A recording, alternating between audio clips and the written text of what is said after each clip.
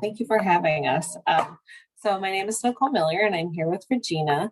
And we're going to be discussing the first 1,000 days outreach campaign.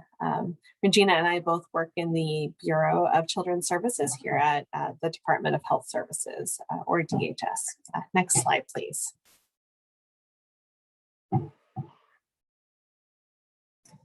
So at the beginning of the pandemic, the Bto3 program, like many of the programs you work with, saw a big drop in enrollment. In response to this drop, DHS developed some new resources to help spread the word about the Bto3 program.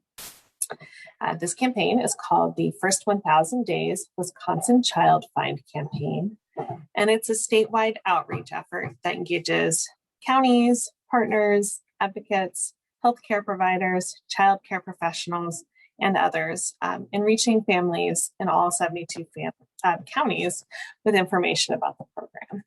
Next slide, please. So the specific goals of our campaign are to help Wisconsin families understand the Bto3 program, encourage doctors, child care professionals, and others who work with children to talk with families about the Bto3 program, and boost awareness of the early signs of delays or disabilities and encourage families to act early. I'm going to hand it over to Regina to talk a little more about how we developed this campaign. Next slide. Hello, everyone. I am Regina Floyd-Sambu. I am a Children and Families Program Specialist in the Bureau of Children's Services, and I support Bto3 programs in the Southern region.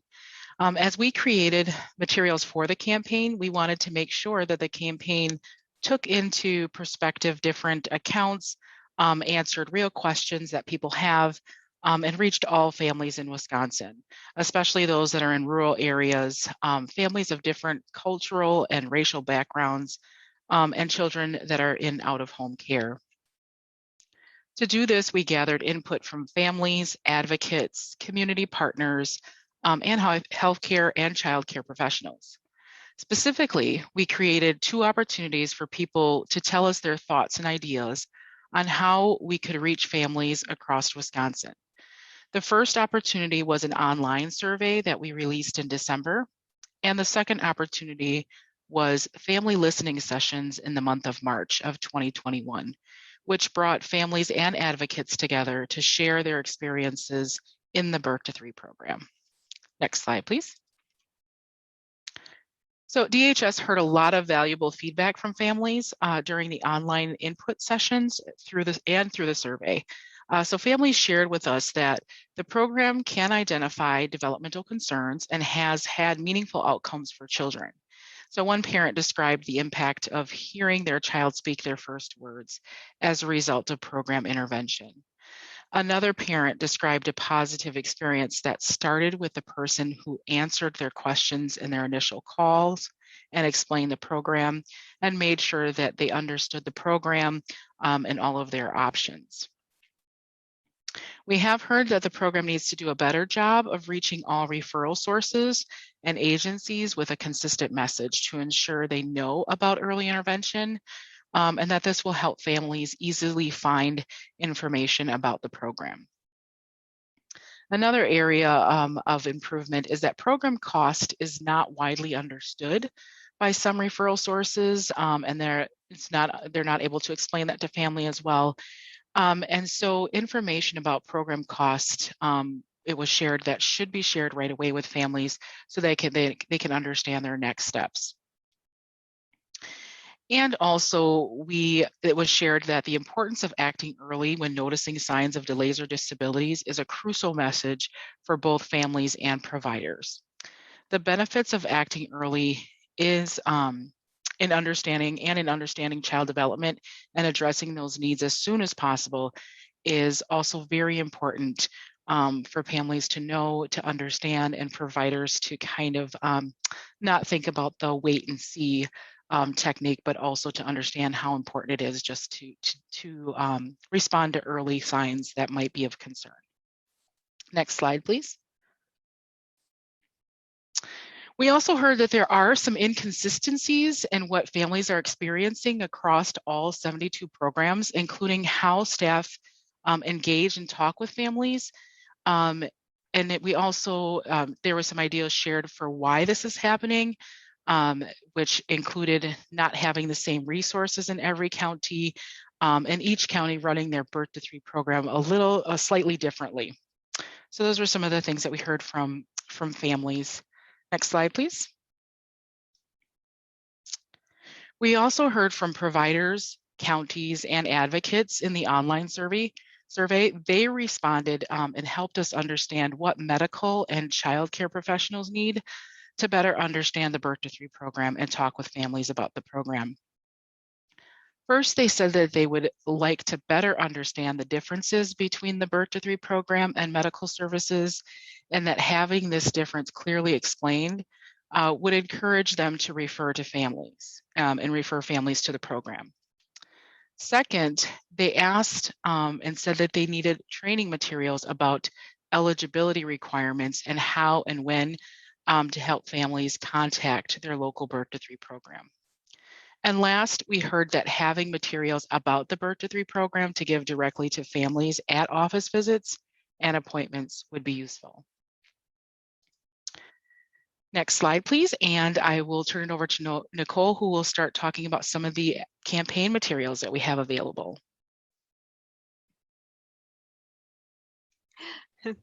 Thanks, Regina. I fixed my microphone, so hopefully you'll be able to hear me a little better now. So today I'll give you a brief overview of the outreach materials that are available. These are all available in an online media toolkit on the DHS website, and those links are provided at the end of the presentation, and then we'll also be sure to include that in the follow-up email so that it's easy for you to access. So the first available resource is the Birth to 3 program brochure. This explains the Birth to 3 program to families. It's available in English, Hmong, and Spanish. Actually, all of our materials are available in English, Hmong, and Spanish, and can be accessed and shared digitally, or you can order prints that will be shipped to you for free. Next slide. We have also created a postcard that explains to families the importance of acting early when noticing signs of delays or disabilities, reminds families to continue seeing their doctor regularly, and suggests tools to help track developmental milestones. So among those resources are links that are probably familiar to folks in this group. We have a link to the family portion of the ASQ website and also the CDC's Act Early website. There are 3 design options to choose from, each available in English, Hmong, and Spanish. And all of the design options feature photographs of different families to try to reflect the diversity of families served across Wisconsin. Just like the brochure, you can access and share this resource digitally, or you can order free prints that DHS will ship directly to you. The postcard is sized as a half sheet and fits inside an A9 envelope for easy mailing. Next slide, please. We also have a website advertisement, which explains the importance of acting early and emphasizes how early intervention can benefit a child's development. You can download these ads in several different sizes and languages and put them on your agency's website to help drive traffic to the Birth to 3 program online. Next slide, please.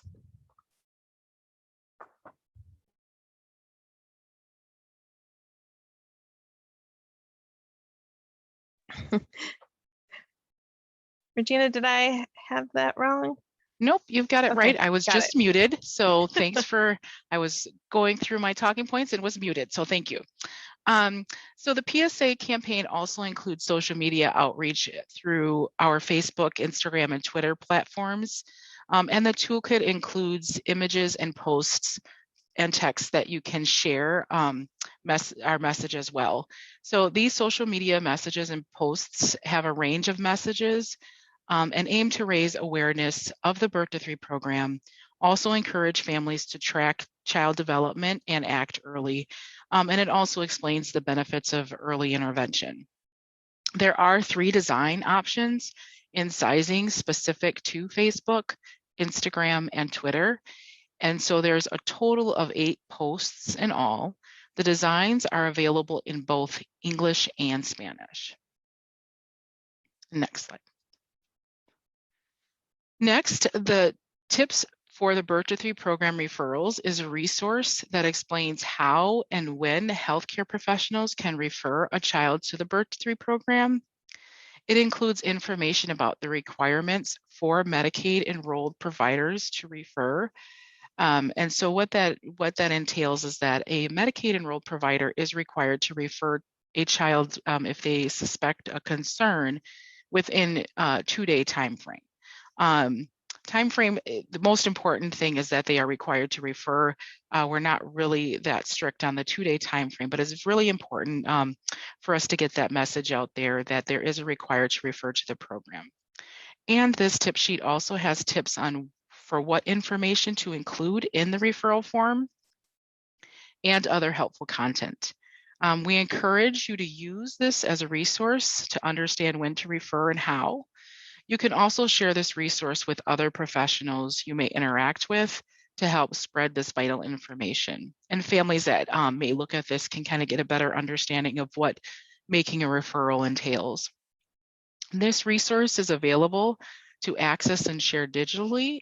Prints can also be ordered for free to send to physicians and daycare centers or to post in areas within agencies and offices. Next slide, please.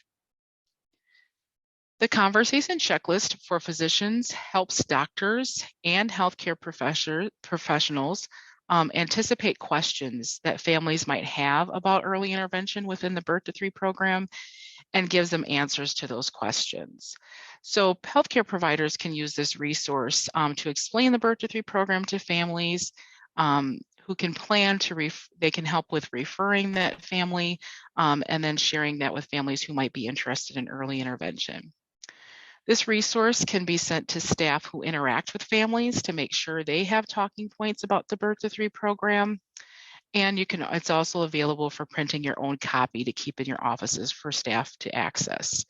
In addition to this checklist, we do have a more generalized checklist for other individuals who work with young children and families that is also available on that link that I posted in the chat pod, so you can take a look at that. It's quite similar to the healthcare provider checklist. It's just not as targeted with some of those requirements for healthcare providers. Next slide, please. In addition to these materials that I've just covered, or that Nicole and I have just covered, we have also updated and expanded the family pages for the Bto3 program website. So this includes the information for families. It explains eligibility. There's an eligibility web page that explains eligibility requirements for families. And then there's also a child development web page that provides additional resources and tools for tracking of child development. We encourage you to check out these pages to familiarize yourself with the content and to share these with families as appropriate, and share them with other individuals that you know work with families or work with young children. Next slide, please. Okay. And I will turn it back over to Nicole. Great, thanks, Regina. All of these materials are ready to use, and they support the statewide child find efforts of the Bto3 program. Using these resources helps support efforts and are designed to make creating public awareness of early intervention and the Bto3 program easier and less expensive, particularly important for smaller programs and agencies. Of all the materials we just previewed are available online at that link that Regina provided. And that includes both digital copies and the option to order free print materials. We have seen incredible engagement with these materials already. We've actually had to reorder the print materials twice since the launch of the campaign. We've seen requests for materials from a really wide array of community partners, councils, advocates, partners, libraries, community, and other community resources. And even with this expansive and growing outreach, we need you to help widen the reach of these materials. You can you can use these materials to raise awareness about the Bto3 program.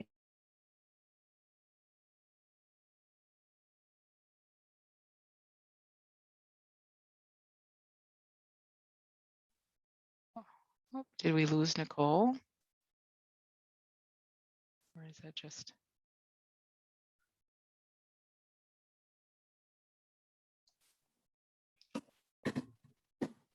Thank you, you guys. And I'm not sure which Nicole you were talking about, but I am here. Are there any questions that, oh, and it looks like Regina lost sound. Uh-oh. Oh, I can hear now. I just didn't hear Nicole's ending. So Nicole Miller. Oh, okay. Maybe we did lose her. Nicole, can you hear us? Oh, yes. Well, hopefully she'll be able to rejoin us quickly, but does anybody have any questions for Regina?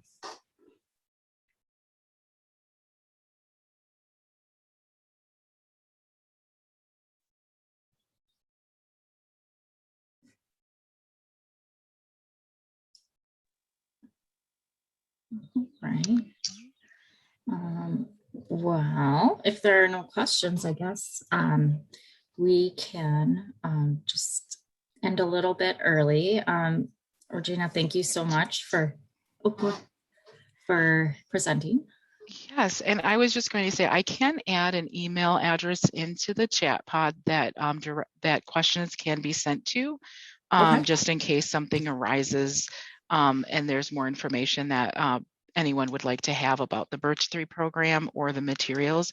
So I'm just looking at copying that just now, so that's available. So let's see. And yes, and any questions can be directed there, and they would be routed to myself or Nicole. And this recording will go on the Actorly website, and we will put the materials that they've provided and information up with that. So you can, I'll be sending it out as well after the meeting, but oh, there's, good, she was able to join us.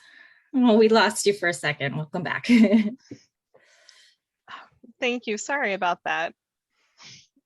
That is okay. We're just finishing. We might have missed, like, it kind of dropped off at the end, so we might have missed just a little bit of the slide, but I think you got through it before we lost you. So.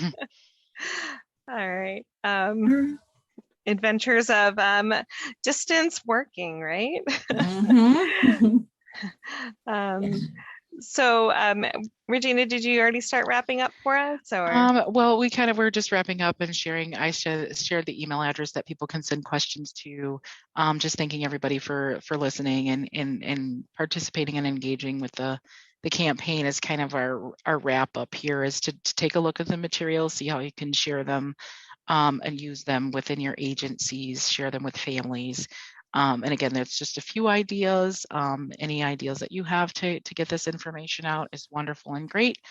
And then just reaching out to us with any questions. So. Yeah. And the only other thing that I would add to that is that this is just the first phase of the campaign. We'll be launching a second phase later this summer, and there are some more in-depth resources for families and referral sources. So keep an eye out for that. Check out our website, and you can sign up to stay updated on the program. And we'll certainly be sharing those with the Actorly listserv.